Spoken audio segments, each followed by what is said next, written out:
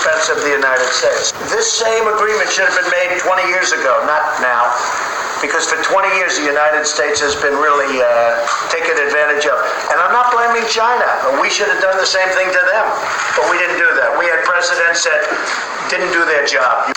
Well, meanwhile, the Chinese continuing their attempts to control the narrative of the negotiations using vacuous terms like memos of understanding to imply an imminent deal. President Trump making it clear to his own trade delegation, in particular to U.S. Trade Rep Robert Lighthizer, that clear, definitive terms need to be used in the negotiations, not ambiguous memos of understanding. Take a look.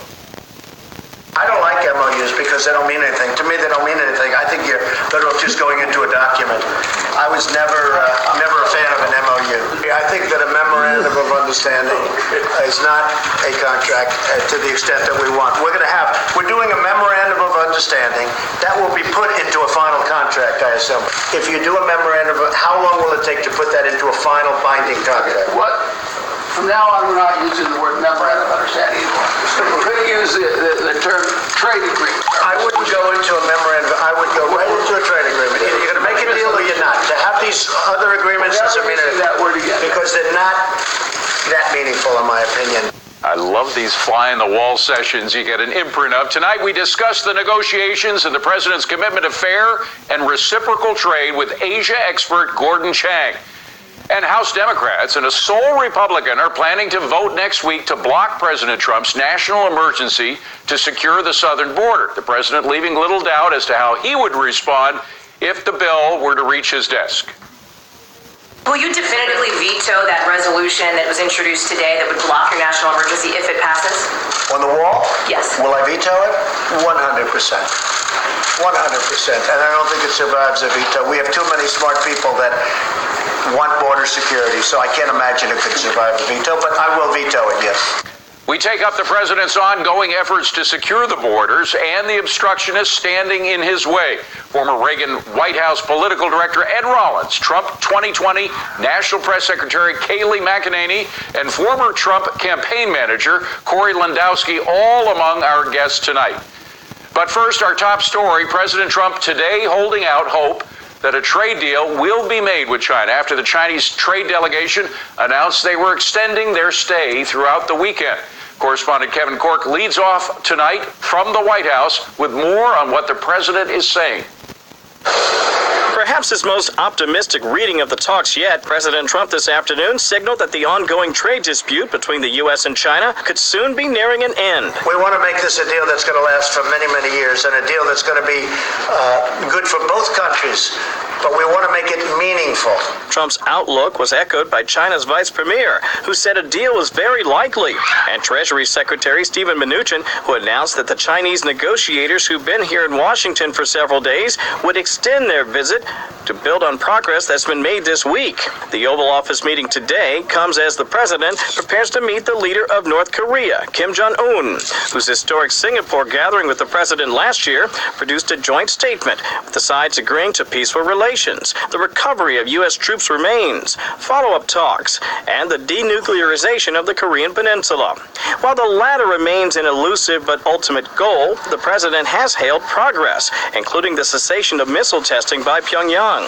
But the news hasn't been all positive. The recently released Worldwide Threat Assessment declared that North Korea is unlikely to completely give up its nuclear weapons and production capability. Its leaders ultimately view nuclear weapons as critical to regime survival. Coates is not alone in his skepticism of the North. CIA Director Gina Haspel accused Pyongyang of being committed to developing a long-range nuclear-armed missile that would pose a direct threat to the United States. The stark language from the president's senior intelligence cadre brings into sharp focus the stakes of the upcoming summit, particularly for our partners in the region like Japan and South Korea. We now have a situation where the relationships are good, where there's been no nuclear testing, no missiles, no rockets. We got our hostages back. David, very interesting listening to the president talk about what could be coming down the pike. He said we could probably see him meet with China's President Xi Jinping sometime perhaps in March. Take place over at Mar-a-Lago. By the way, the president also mentioned on Twitter that he has nominated Kelly Craft, the current ambassador to Canada, to become the new U.S. ambassador to the United Nations. David? Kevin Cork, good stuff. Thank you. From the White House tonight. Joining me now here in New York, columnist, author, and Asia expert, Gordon Chang. So, Gordon, it looks like the president is going to meet personally with President Xi to seal the deal, perhaps, the trade deal. Are we making real progress in getting the Chinese to change habits that are not in our interests? I don't think so. You know, when you look at intellectual property theft, $400 billion a year, there's no indication that this agreement is going to do anything substantive about that. And also, David, there's structural points. The Chinese economy is built around state enterprises, state subsidies to those enterprises, and this has gotten worse under Xi Jinping as the private sector has been crowded out. So it's not just foreign companies like American companies that have been prejudiced by Xi Jinping, it's been Chinese companies themselves. This is not going to stop with a trade deal. And when you look at, let's just take one company, for example, Huawei, which is in the news. We know that their CFO, the daughter of the guy who started the company, was arrested, and there is a lot of pressure on them from the United States, justifiably so, because they've been breaking laws, apparently, according to the United States. What is the Chinese government, of course, claims that they're a private company. We don't believe that. We believe that they are at least partially controlled by the Chinese government. If so, what does the government want to do with a company like Huawei? Well, what they want to do is they want Huawei to dominate 5G, the fifth generation of wireless communications. This is going to connect everything in your home, in your office, everywhere.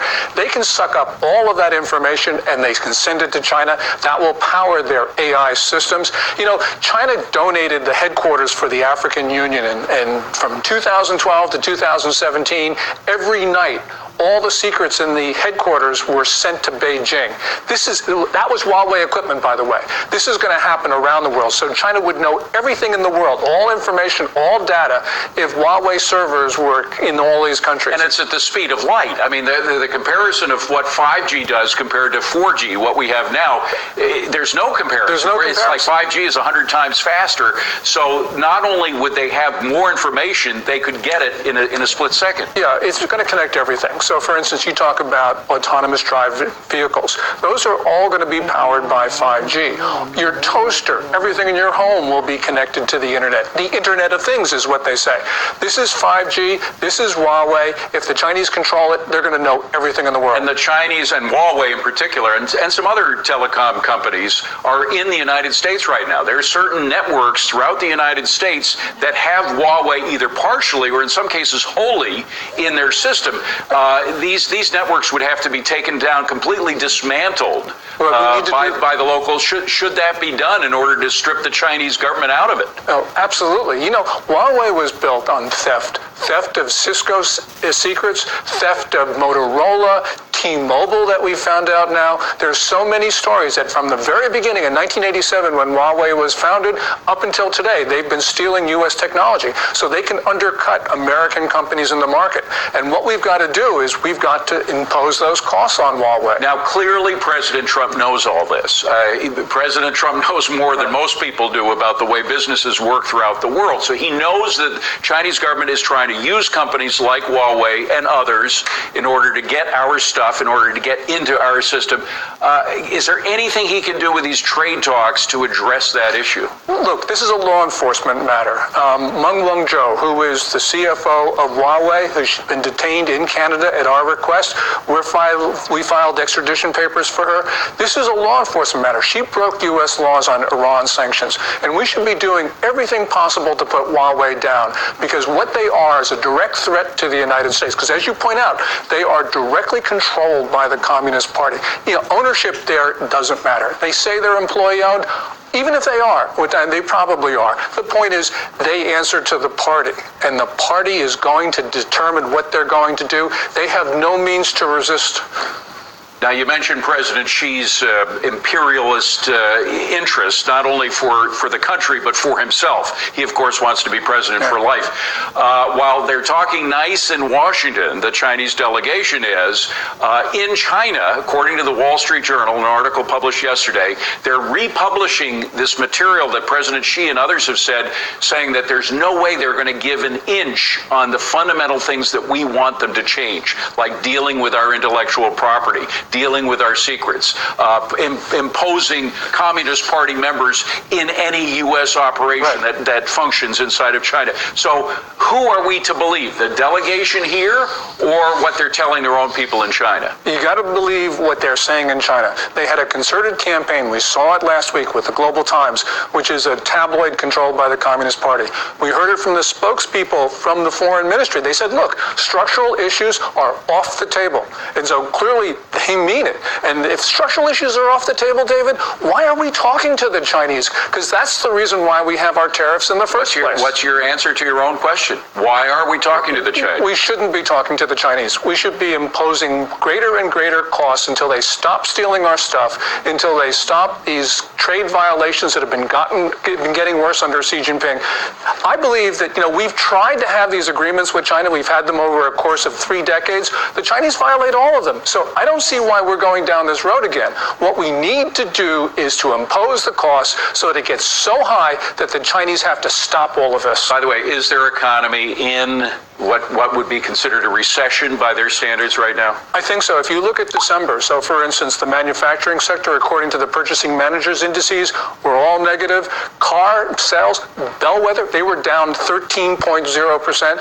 Imports were down something like 4.4%. But exports were down 4.4%. Imports, more important because it shows the health of the Chinese economy, those were down a stunning 7.6%. We're seeing these bad numbers come out of January. This clearly is an economy that's in trouble. There's a Renmin University professor in Beijing who created a sensation in December when he said, look, China's economy at most is growing 1.67%. It's probably contracting. So clearly they're in trouble now. Gordon Chang, great to see you, Gordon. Thank you very much. Still to come tonight, a trio of freshman Democrats embracing their radical new ideas.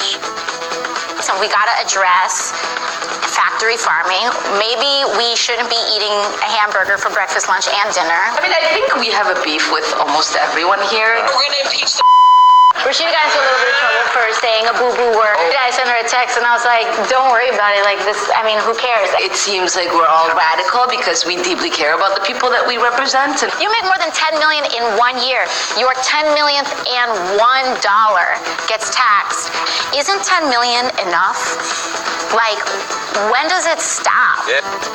I feel like having a hamburger. I don't know about you. We're going to take all that up later tonight with former Trump campaign manager Corey Lewandowski. He is here. But up next, Speaker Pelosi moves to block President Trump's national emergency, and she may have the support of rhinos in the Senate. Ed Rollins joining me after the break. With that and a lot more, stay with us. Pelosi says Democrats will vote Tuesday on a plan to block President Trump's national emergency. The bill has 225 co-sponsors, including one Republican Congressman, Justin Amash of Michigan, a state that saw more than 2,700 drug overdose deaths in 2017, we should point out. Meanwhile, President Trump in the Oval Office today saying he will veto the bill 100%. Joining me now is former Reagan White House political director and Fox Business political analyst, Ed Rollins. My pleasure. Thank you. Good to see you, Ed. Thanks for being here. The president has not yet, he's been in office more than 2 years, not yet